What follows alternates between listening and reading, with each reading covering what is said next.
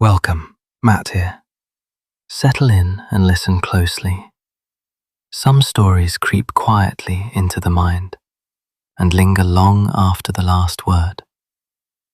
Tonight, we turn to Bram Stoker's dark and unsettling tale, a story steeped in old silence and older judgment, where the air itself seems to watch, and every shadow feels like a warning left behind by a presence that never truly left.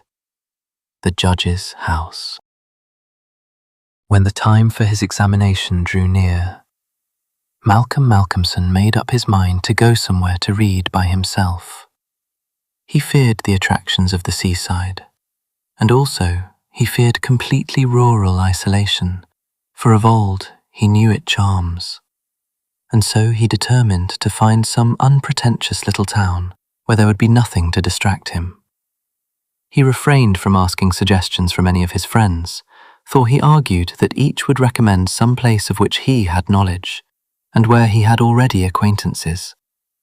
As Malcolmson wished to avoid friends, he had no wish to encumber himself with the attention of friends' friends, and so he determined to look out for a place for himself. He packed a portmanteau with some clothes and all the books he required, and then took ticket for the first name on the local timetable, which he did not know. When at the end of 3 hours' journey he alighted at Benchurch, he felt satisfied that he had so far obliterated his tracks as to be sure of having a peaceful opportunity of pursuing his studies. He went straight to the one inn which the sleepy little place contained and put up for the night. Benchurch was a market town, and once in 3 weeks was crowded to excess, but for the remainder of the 21 days it was as attractive as a desert. Malcolmson looked around the day after his arrival to try to find quarters more isolated than even so quiet an inn as the Good Traveller afforded. There was only one place which took his fancy, and it certainly satisfied his wildest ideas regarding quiet. In fact, quiet was not the proper word to apply to it. Desolation was the only term conveying any suitable idea of its isolation. It was an old, rambling, heavy-built house of the Jacobean style, with heavy gables and windows unusually small and set higher than was customary in such houses, and was surrounded with a high brick wall massively built. Indeed, on examination, it looked more like a fortified house than an ordinary dwelling. But all these things pleased Malcolmson. Here, he thought, is the very spot I have been looking for, and if I can get opportunity of using it, I shall be happy. His joy was increased when he realized beyond doubt that it was not at present inhabited.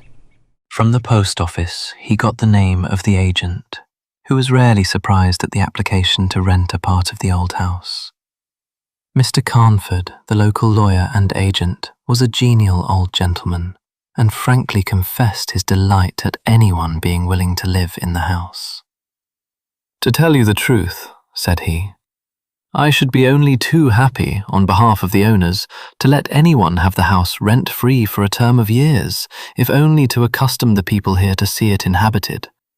It has been so long empty that some kind of absurd prejudice has grown up about it, and this can be best put down by its occupation, if only," he added with a sly glance at Malcolmson, "by a scholar like yourself, who wants its quiet for a time."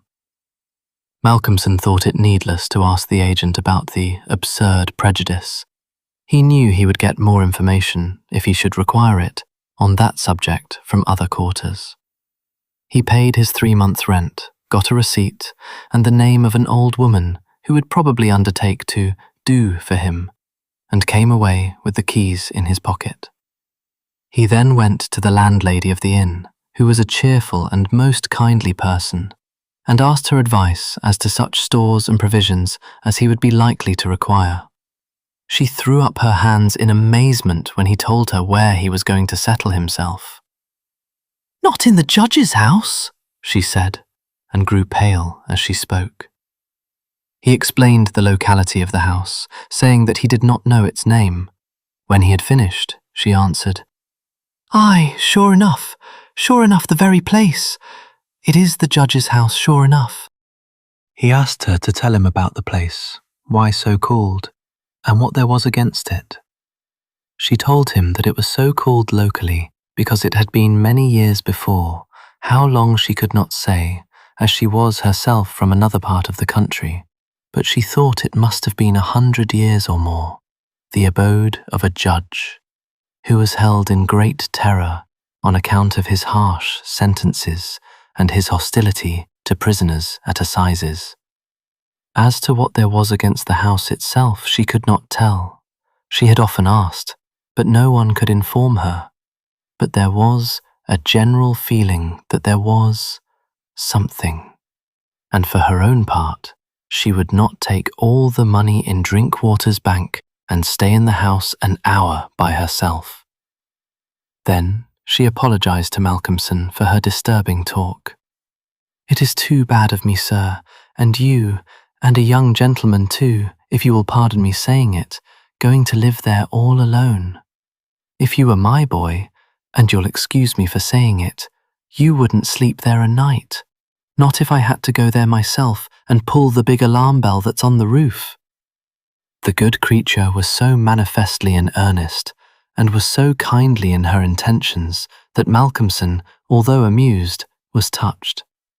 He told her kindly how much he appreciated her interest in him, and added, "But, my dear Mrs. Witham, indeed you need not be concerned about me. A man who is reading for the mathematical tripos has too much to think of to be disturbed by any of these mysterious somethings, and his work is of too exact and prosaic a kind to allow of his having any corner in his mind for mysteries of any kind. Harmonical progression, permutations and combinations, and elliptic functions have sufficient mysteries for me." Mrs. Witham kindly undertook to see after his commissions, and he went himself to look for the old woman who had been recommended to him. When he returned to the judge's house with her, after an interval of a couple of hours, he found Mrs. Witham herself waiting with several men and boys carrying parcels, and an upholsterer's man with a bed in a car. For she said, though tables and chairs might be all very well, a bed that hadn't been aired for mayhap 50 years was not proper for young bones to lie on. She was evidently curious to see the inside of the house, and though manifestly so afraid of the somethings that at the slightest sound she clutched onto Malcolmson, whom she never left for a moment, went over the whole place.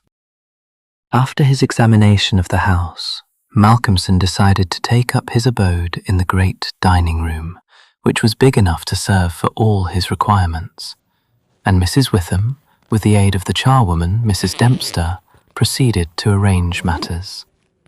When the hampers were brought in and unpacked, Malcolmson saw that with much kind forethought she had sent from her own kitchen sufficient provisions to last for a few days.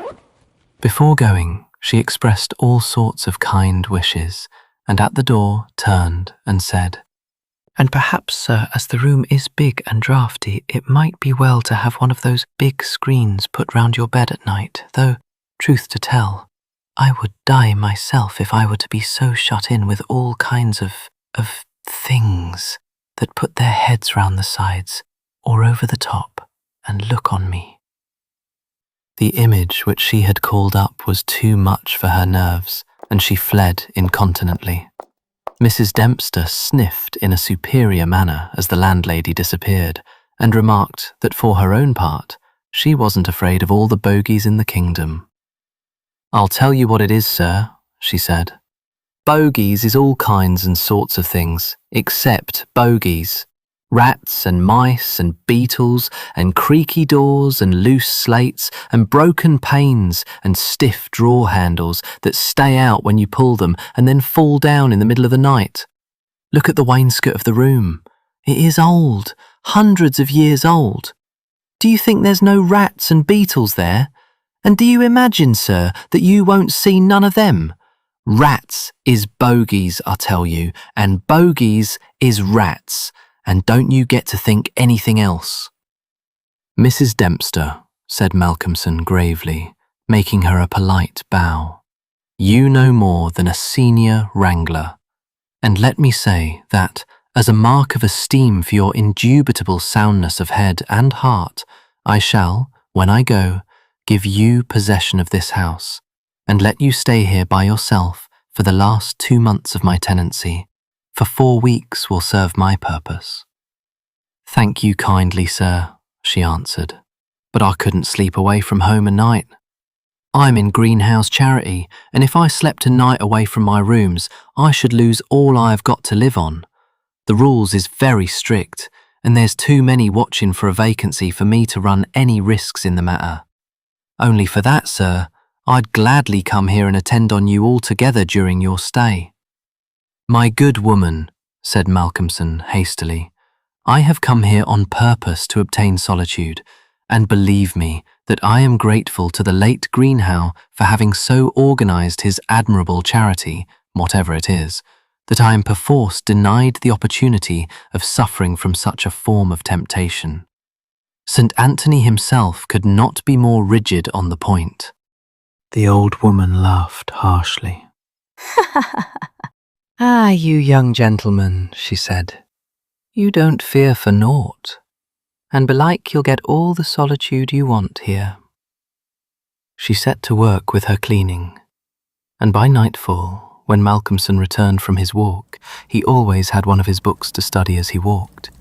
He found the rooms swept and tidied, a fire burning in the old hearth, the lamp lit, and the table spread for supper with Mrs. Witham's excellent fare. "This is comfort indeed," he said as he rubbed his hands. When he had finished his supper and lifted the tray to the other end of the great oak dining table, he got out his books again, put fresh wood on the fire, trimmed his lamp, and set himself down to a spell of real hard work. He went on without pause till about 11 o'clock, when he knocked off for a bit to fix his fire and lamp and to make himself a cup of tea. He had always been a tea drinker, and during his college life had sat late at work and had taken tea late. The rest was a great luxury to him, and he enjoyed it with a sense of delicious, voluptuous ease. The renewed fire leapt and sparkled and threw quaint shadows through the great old room, and as he sipped his hot tea, he revelled in the sense of isolation from his kind. Then it was that he began to notice for the first time what a noise the rats were making. "Surely," he thought, "they cannot have been at it all the time I was reading. Had they been, I must have noticed it." Presently, when the noise increased, he satisfied himself that it was really new. It was evident that at first the rats had been frightened at the presence of a stranger and the light of fire and lamp, but that as the time went on they had grown bolder and were now disporting themselves as was their wont. How busy they were, and hark to the strange noises. Up and down behind the old wainscot, over the ceiling and under the floor they raced, and gnawed and scratched. Malcolmson smiled to himself as he recalled to mind the saying of Mrs. Dempster, "Bogies is rats, and rats is bogies." The tea began to have its effect of intellectual and nervous stimulus. He saw with joy another long spell of work to be done before the night was past, and in the sense of security which it gave him, he allowed himself the luxury of a good look round the room. He took his lamp in one hand and went all around, wondering that so quaint and beautiful an old house had been so long neglected. The carving of the oak on the panels of the wainscot was fine, and on and round the doors and windows it was beautiful and of rare merit. There were some old pictures on the walls, but they were coated so thick with dust and dirt that he could not distinguish any detail of them, though he held his lamp as high as he could over his head. Here and there as he went round, he saw some crack or hole blocked for a moment by the face of a rat with its bright eyes glittering in the light. But in an instant it was gone, and a squeak and a scamper followed. The thing that most struck him, however, was the rope of the great alarm bell on the roof, which hung down in a corner of the room on the right-hand side of the fireplace. He pulled up close to the hearth a great high-backed carved oak chair and sat down to his last cup of tea. When this was done, he made up the fire and went back to his work, sitting at the corner of the table, having the fire to his left. For a little while the rats disturbed him somewhat with their perpetual scampering, but he got accustomed to the noise as one does to the ticking of a clock or to the roar of moving water, and he became so immersed in his work that everything in the world, except the problem which he was trying to solve, passed away from him. He suddenly looked up. His problem was still unsolved, and there was in the air that sense of the hour before the dawn, which is so dread to doubtful life. The noise of the rats had ceased. Indeed, it seemed to him that it must have ceased but lately, and that it was the sudden cessation which had disturbed him. The fire had fallen low, but still it threw out a deep red glow. As he looked, he started in spite of his sang-froid. There on the great high-backed carved oak chair by the right side of the fireplace sat an enormous rat, steadily glaring at him with baleful eyes. He made a motion to it as though to hunt it away, but it did not stir.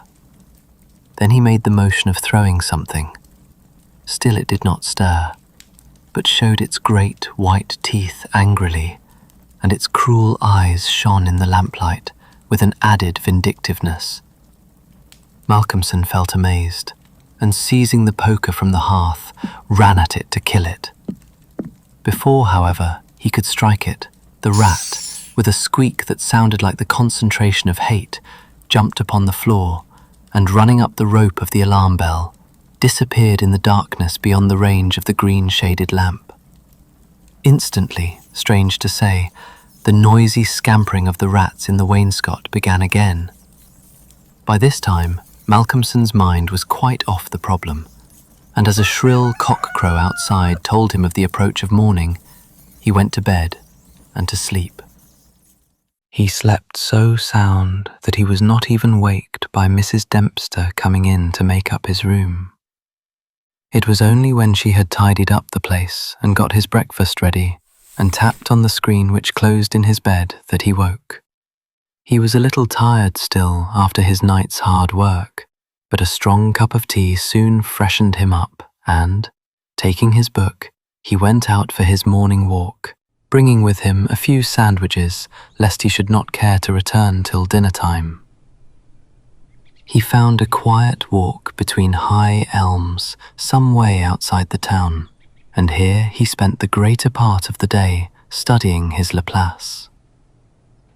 On his return, he looked in to see Mrs. Witham and to thank her for her kindness. When she saw him coming through the diamond-paned bay window of her sanctum, she came out to meet him and asked him in. She looked at him searchingly and shook her head as she said, "You must not overdo it, sir. You are paler this morning than you should be. 2 late hours and too hard work on the brain isn't good for any man. But tell me, sir, how did you pass the night? Well, I hope? But my heart, sir, I was glad when Mrs. Dempster told me this morning that you were all right and sleeping sound when she went in." "Oh, I was all right," he answered, smiling. "The somethings didn't worry me as yet. Only the rats, and they had a circus, I tell you, all over the place. There was one wicked-looking old devil that sat up on my own chair by the fire and wouldn't go till I took the poker to him. And then he ran up the rope of the alarm bell and got to somewhere up the wall or the ceiling. I couldn't see where, it was so dark." "Mercy on us," said Mrs. Witham. "An old devil, and sitting on a chair by the fireside. Take care, sir, take care. There's many a true word spoken in jest." "How do you mean? 'Pon my word, I don't understand." "An old devil. The old devil, perhaps. There, sir, you needn't laugh." For Malcolmson had broken into a hearty peal. You young folks thinks it easy to laugh at things that makes older ones shudder. Never mind, sir, never mind. Please God, you'll laugh all the time. It's what I wish you myself. And the good lady beamed all over in sympathy with his enjoyment, her fears gone for a moment. "Oh, forgive me," said Malcolmson presently. "Don't think me rude, but the idea was too much for me, that the old devil himself was on the chair last night." And at the thought, he laughed again. Then he went home to dinner. This evening, the scampering of the rats began earlier. Indeed, it had been going on before his arrival, and only ceased whilst his presence by its freshness disturbed them. After dinner, he sat by the fire for a while and had a smoke, and then, having cleared his table, began to work as before. Tonight, the rats disturbed him more than they had done on the previous night. How they scampered up and down and under and over. How they squeaked and scratched and gnawed. How they, getting bolder by degrees, came to the mouths of their holes and to the chinks and cracks and crannies in the wainscoting, till their eyes shone like tiny lamps as the firelight rose and fell. But to him, now doubtless accustomed to them, their eyes were not wicked. Only their playfulness touched him. Sometimes the boldest of them made sallies out on the floor or along the mouldings of the wainscot. Now and again, as they disturbed him, Malcolmson made a sound to frighten them, smiting the table with his hand or giving a fierce shh, shh, so that they fled straightway to their holes. And so the early part of the night wore on, and despite the noise, Malcolmson got more and more immersed in his work. All at once he stopped, as on the previous night, being overcome by a sudden sense of silence. There was not the faintest sound of gnaw, or scratch, or squeak. The silence was as of the grave. He remembered the odd occurrence of the previous night, and instinctively he looked at the chair standing close by the fireside. And then a very odd sensation thrilled through him. There, on the great old high-backed carved oak chair beside the fireplace, sat the same enormous rat, steadily glaring at him with baleful eyes. Instinctively he took the nearest thing to his hand, a book of logarithms, and flung it at it. The book was badly aimed, and the rat did not stir. So again the poker performance of the previous night was repeated, and again the rat, being closely pursued, fled up the rope of the alarm bell. Strangely too, the departure of this rat was instantly followed by the renewal of the noise made by the general rat community. On this occasion, as on the previous one, Malcolmson could not see at what part of the room the rat disappeared, for the green shade of his lamp left the upper part of the room in darkness, and the fire had burned low. On looking at his watch, he found it was close on midnight, and, not sorry for the divertissement, he made up his fire and made himself his nightly pot of tea. He had got through a good spell of work and thought himself entitled to a cigarette, and so he sat on the great oak chair before the fire and enjoyed it. While smoking, he began to think that he would like to know where the rat disappeared to, for he had certain ideas for the morrow not entirely disconnected with a rat trap. Accordingly, he lit another lamp and placed it so that it would shine well into the right-hand corner of the wall by the fireplace. Then he got all the books he had with him and placed them handy to throw at the vermin. Finally, he lifted the rope of the alarm bell and placed the end of it on the table, fixing the extreme end under the lamp. As he handled it, he could not help noticing how pliable it was, especially for so strong a rope, and one not in use. You could hang a man with it, he thought to himself. When his preparations were made, he looked around and said complacently, "There now, my friend, I think we shall learn something of you this time." He began his work again, and though, as before, somewhat disturbed at first by the noise of the rats, soon lost himself in his propositions and problems.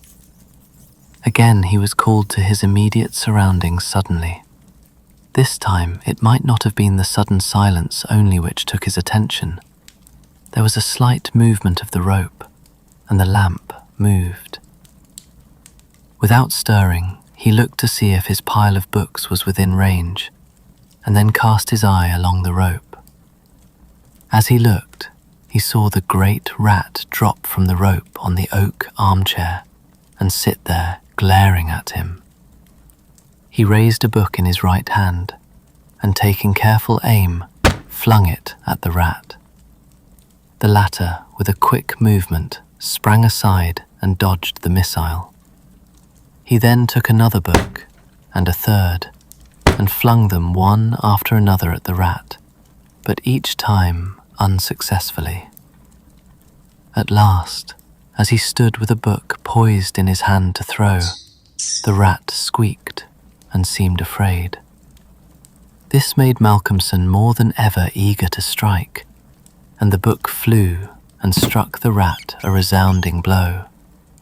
It gave a terrified squeak, and turning on his pursuer a look of terrible malevolence, ran up the chair back and made a great jump to the rope of the alarm bell and ran up it like lightning.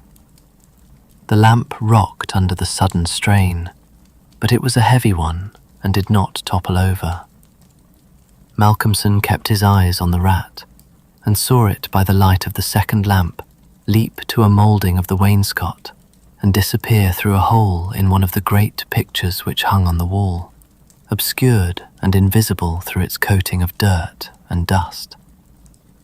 "Oh, I shall look up my friend's habitation in the morning," said the student as he went over to collect his books. "The third picture from the fireplace I shall not forget." He picked up the books one by one, commenting on them as he lifted them. Conic sections he does not mind, nor cycloidal oscillations, nor the Principia, nor quaternions, nor thermodynamics. Now for the book that fetched him. Malcolmson took it up and looked at it. As he did so, he started, and a sudden pallor overspread his face. He looked round uneasily and shivered slightly as he murmured to himself, "The Bible my mother gave me. What an odd coincidence." He sat down to work again, and the rats in the wainscot renewed their gambols. They did not disturb him, however. Somehow their presence gave him a sense of companionship. But he could not attend to his work, and after striving to master the subject on which he was engaged, gave it up in despair and went to bed as the first streak of dawn stole in through the eastern window. He slept heavily but uneasily, and dreamed much, and when Mrs. Dempster woke him late in the morning, he seemed ill at ease, and for a few minutes did not seem to realize exactly where he was. His first request rather surprised the servant. "Mrs. Dempster, when I am out today, I wish you would get the steps and dust or wash those pictures, especially that one, the third from the fireplace. I want to see what they are." Late in the afternoon, Malcolmson worked at his books in the shaded walk, and the cheerfulness of the previous day came back to him as the day wore on, and he found that his reading was progressing well. He had worked out, to a satisfactory conclusion, all the problems which had as yet baffled him, and it was in a state of jubilation that he paid a visit to Mrs. Witham at the Good Traveller.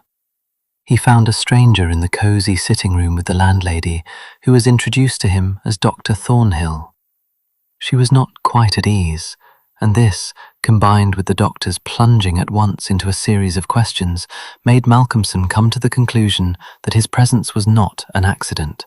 So, without preliminary, he said, "Dr. Thornhill, I shall with pleasure answer you any question you may choose to ask me, if you will answer me one question first." The doctor seemed surprised, but he smiled and answered at once. "Done. What is it?" "Did Mrs. Witham ask you to come here and see me and advise me?" Dr. Thornhill for a moment was taken aback, and Mrs. Witham got fiery red and turned away. But the doctor was a frank and ready man, and he answered at once and openly.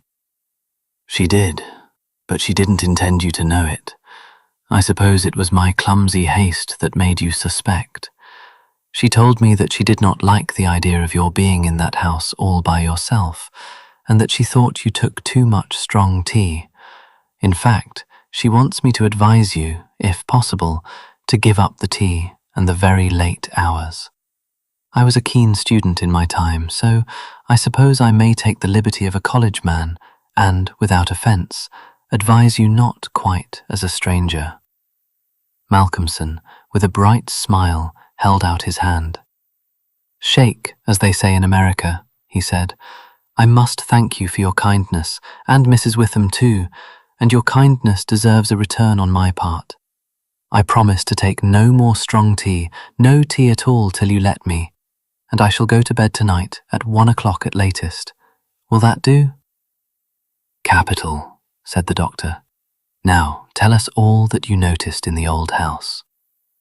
And so, Malcolmson then and there told in minute detail all that had happened in the last 2 nights. He was interrupted every now and then by some exclamation from Mrs. Witham, till finally, when he told of the episode of the Bible, the landlady's pent-up emotions found vent in a shriek, and it was not till a stiff glass of brandy and water had been administered that she grew composed again. Dr. Thornhill listened with a face of growing gravity, and when the narrative was complete and Mrs. Witham had been restored, he asked, The rat always went up the rope of the alarm bell. Always. I suppose you know, said the doctor after a pause, what the rope is. No.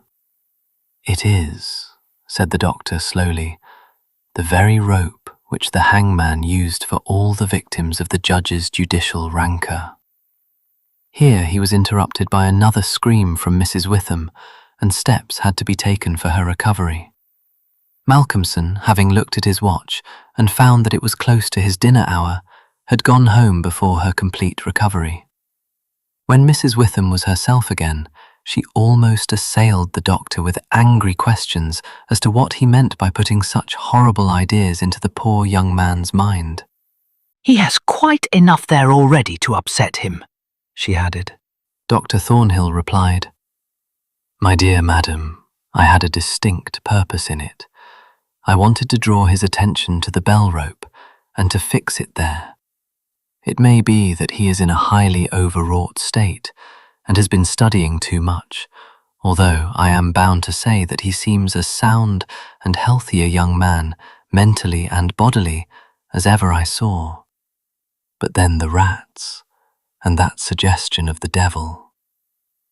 The doctor shook his head and went on. I would have offered to go and stay the first night with him, but that I felt sure it would have been a cause of offence. He may get in the night some strange fright or hallucination, and if he does, I want him to pull that rope. All alone as he is, it will give us warning, and we may reach him in time to be of service. I shall be sitting up pretty late tonight, and shall keep my ears open. Do not be alarmed if Benchurch gets a surprise before morning. Oh, doctor, what do you mean? What do you mean? I mean this, that possibly, nay, more probably, we shall hear the great alarm bell from the judge's house tonight. And the doctor made about as effective an exit as could be thought of. When Malcolmson arrived home, he found that it was a little after his usual time, and Mrs. Dempster had gone away. The rules of greenhouse charity were not to be neglected. He was glad to see that the place was bright and tidy, with a cheerful fire and a well-trimmed lamp. The evening was colder than might have been expected in April, and a heavy wind was blowing with such rapidly increasing strength that there was every promise of a storm during the night. For a few minutes after his entrance, the noise of the rats ceased, but so soon as they became accustomed to his presence, they began again. he was glad to hear them, for he felt once more the feeling of companionship in their noise, and his mind ran back to the strange fact that they only ceased to manifest themselves when that other, the great rat with the baleful eyes, came upon the scene. The reading lamp only was lit, and its green shade kept the ceiling and the upper part of the room in darkness, so that the cheerful light from the hearth spreading over the floor and shining on the white cloth laid over the end of the table was warm and cheery. Malcolmson sat down to his dinner with a good appetite and a buoyant spirit. After his dinner and a cigarette, he sat steadily down to work, determined not to let anything disturb him, for he remembered his promise to the doctor and made up his mind to make the best of the time at his disposal. For an hour or so he worked all right, and then his thoughts began to wander from his books. The actual circumstances around him, the calls on his physical attention, and his nervous susceptibility were not to be denied. By this time the wind had become a gale, and the gale a storm. The old house, solid though it was, seemed to shake to its foundations, and the storm roared and raged through its many chimneys and its queer old gables, producing strange, unearthly sounds in the empty rooms and corridors. Even the great alarm bell on the roof must have felt the force of the wind, for the rope rose and fell slightly, as though the bell were moved a little from time to time, and the limber rope fell on the oak floor with a hard and hollow sound. As Malcolmson listened to it, he bethought himself of the doctor's words. "It is the rope which the hangman used for the victims of the judge's judicial rancour." And he went over to the corner of the fireplace and took it in his hand to look at it. There seemed a sort of deadly interest in it, and as he stood there, he lost himself for a moment in speculation as to who these victims were, and the grim wish of the judge to have such a ghastly relic ever under his eyes. As he stood there, the swaying of the bell on the roof still lifted the rope now and again. But presently, there came a new sensation, a sort of tremor in the rope, as though something was moving along it. Looking up instinctively, Malcolmson saw the great rat coming slowly down towards him, glaring at him steadily. He dropped the rope and started back with a muttered curse, and the rat, turning, ran up the rope again and disappeared, and at the same instant, Malcolmson became conscious that the noise of the rats, which had ceased for a while, began again. All this set him thinking, and it occurred to him that he had not investigated the lair of the rat or looked at the pictures as he had intended. He lit the other lamp without the shade, and holding it up, went and stood opposite the third picture from the fireplace on the right-hand side, where he had seen the rat disappear on the previous night. At the first glance, he started back so suddenly that he almost dropped the lamp, and a deadly pallor overspread his face. His knees shook, and heavy drops of sweat came on his forehead, and he trembled like an aspen. But he was young and plucky, and pulled himself together, and after the pause of a few seconds, stepped forward again, raised the lamp, and examined the picture, which had been dusted and washed, and now stood out clearly. It was of a judge, dressed in his robes of scarlet and ermine. His face was strong and merciless, evil, crafty, and vindictive, with a sensual mouth, hooked nose of ruddy colour, and shaped like the beak of a bird of prey. The rest of the face was of a cadaverous colour. The eyes were of peculiar brilliance, and with a terribly malignant expression. As he looked at them, Malcolmson grew cold, for he saw there the very counterpart of the eyes of the great rat. The lamp almost fell from his hand. He saw the rat with its baleful eyes peering out through the hole in the corner of the picture, and noted the sudden cessation of the noise of the other rats.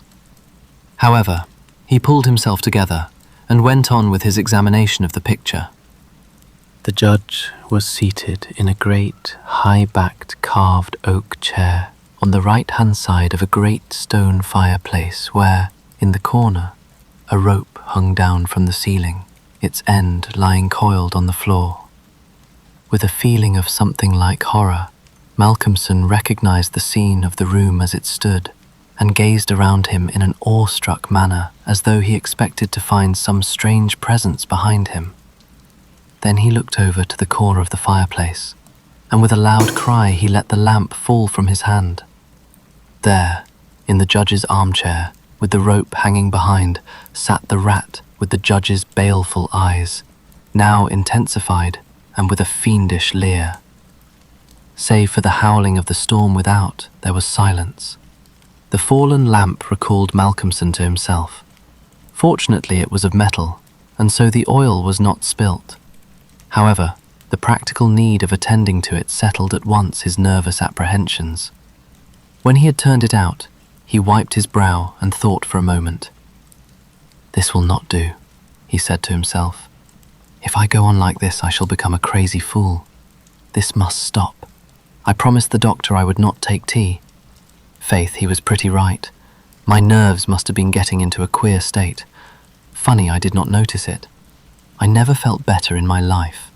However, it is all right now, and I shall not be such a fool again." Then he mixed himself a good stiff glass of brandy and water, and resolutely sat down to his work. It was nearly an hour when he looked up from his book, disturbed by the sudden stillness. Without, the wind howled and roared louder than ever, and the rain drove in sheets against the windows, beating like hail on the glass. But within, there was no sound whatever save the echo of the wind as it roared in the great chimney, and now and then a hiss as a few raindrops found their way down the chimney in a lull of the storm. The fire had fallen low and had ceased to flame, though it threw out a red glow. Malcolmson listened attentively, and presently heard a thin, squeaking noise, very faint. It came from the corner of the room where the rope hung down, and he thought it was the creaking of the rope on the floor as the swaying of the bell raised and lowered it. Looking up, however, he saw in the dim light the great rat clinging to the rope and gnawing it. The rope was already nearly gnawed through. He could see the lighter colour where the strands were laid bare. As he looked, the job was completed, and the severed end of the rope fell clattering on the oaken floor, whilst for an instant the great rat remained like a knob or tassel at the end of the rope, which now began to sway to and fro. Malcolmson felt for a moment another pang of terror as he thought that now the possibility of calling the outer world to his assistance was cut off. But an intense anger took its place, and seizing the book he was reading, he hurled it at the rat. The blow was well aimed, but before the missile could reach him, the rat dropped off and struck the floor with a soft thud. Malcolmson instantly rushed over towards him, but it darted away and disappeared in the darkness of the shadows of the room. Malcolmson felt that his work was over for the night, and determined then and there to vary the monotony of the proceedings by a hunt for the rat, and took off the green shade of the lamp so as to ensure a wider spreading light. As he did so, the gloom of the upper part of the room was relieved, and in the new flood of light, great by comparison with the previous darkness, the pictures on the wall stood out boldly. From where he stood, Malcolmson saw right opposite to him the third picture on the wall from the right of the fireplace. He rubbed his eyes in surprise, and then a great fear began to come upon him. In the centre of the picture was a great irregular patch of brown canvas, as fresh as when it was stretched on the frame. The background was as before, with chair and chimney corner and rope, but the figure of the judge had disappeared. Malcolmson, almost in a chill of horror, turned slowly round, and then he began to shake and tremble like a man in a palsy. His strength seemed to have left him, and he was incapable of action or movement, hardly even of thought. He could only see and hear. There, on the great high-backed carved oak chair, sat the judge, in his robes of scarlet and ermine, with his baleful eyes glaring vindictively, and a smile of triumph on the resolute, cruel mouth as he lifted with his hands a black cap. Malcolmson felt as if the blood was running from his heart, as one does in moments of prolonged suspense. There was a singing in his ears. Without, he could hear the roar and howl of the tempest, and through it, swept on the storm, came the striking of midnight by the great chimes in the marketplace. He stood for a space of time that seemed to him endless, still as a statue, and with wide open, horror-struck eyes, breathless. As the clock struck, so the smile of triumph on the judge's face intensified, and at the last stroke of midnight, he placed the black cap on his head. Slowly and deliberately, the judge rose from his chair and picked up the piece of the rope of the alarm bell which lay on the floor, drew it through his hands as if he enjoyed its touch, and then deliberately began to knot one end of it, fashioning it into a noose. This he tightened and tested with his foot, pulling hard at it till he was satisfied, and then making a running noose of it, which he held in his hand. Then he began to move along the table, on the opposite side to Malcolmson, keeping his eyes on him until he had passed him, when with a quick movement, he stood in front of the door. Malcolmson then began to feel that he was trapped, and tried to think of what he should do. There was some fascination in the judge's eyes, which he never took off him, and he had perforce to look. He saw the judge approach, still keeping between him and the door, and raise the noose and throw it towards him, as if to entangle him. With a great effort, he made a quick movement to one side, and saw the rope fall beside him, and heard it strike the oaken floor. Again the judge raised the noose and tried to ensnare him, ever keeping his baleful eyes fixed on him. And each time, by a mighty effort, the student just managed to evade it. So this went on for many times, the judge seeming never discouraged nor discomposed at failure, but playing as a cat does with a mouse. At last, in despair, which had reached its climax, Malcolmson cast a quick glance round him.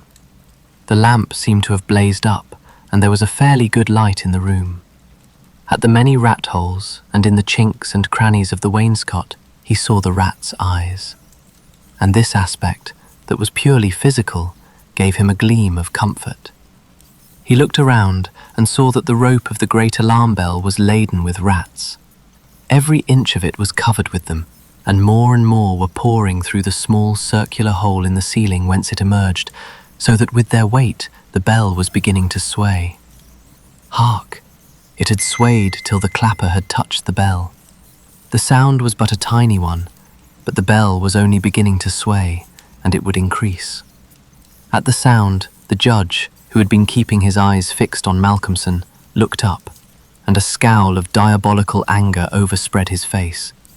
His eyes fairly glowed like hot coals, and he stamped his foot with a sound that seemed to make the house shake. A dreadful peal of thunder broke overhead as he raised the rope again, whilst the rats kept running up and down the rope as though working against time. This time, instead of throwing it, he drew close to his victim and held open the noose as he approached. As he came closer, there seemed something paralyzing in his very presence, and Malcolmson stood rigid as a corpse. He felt the judge's icy fingers touch his throat as he adjusted the rope. The noose tightened. Then the judge, taking the rigid form of the student in his arms, carried him over and placed him standing in the oak chair, and stepping up beside him, put his hand up and caught the end of the swaying rope of the alarm bell. As he raised his hand, the rats fled and disappeared through the hole in the ceiling. Taking the end of the noose, which was round Malcolmson's neck, he tied it to the hanging bell rope, and then, descending, pulled away the chair. When the alarm bell of the judge's house began to sound, a crowd soon assembled. Lights and torches of various kinds appeared, and soon a silent crowd was hurrying to the spot. They knocked loudly at the door, but there was no reply. Then they burst in the door and poured into the great dining room, the doctor at the head. There, at the end of the rope of the great alarm bell, hung the body of the student, and on the face of the judge in the picture was a malignant smile. The end. Alas, that is all for now, dearest friend. So until we meet again, keep your lantern close, because the dark knows more than we think.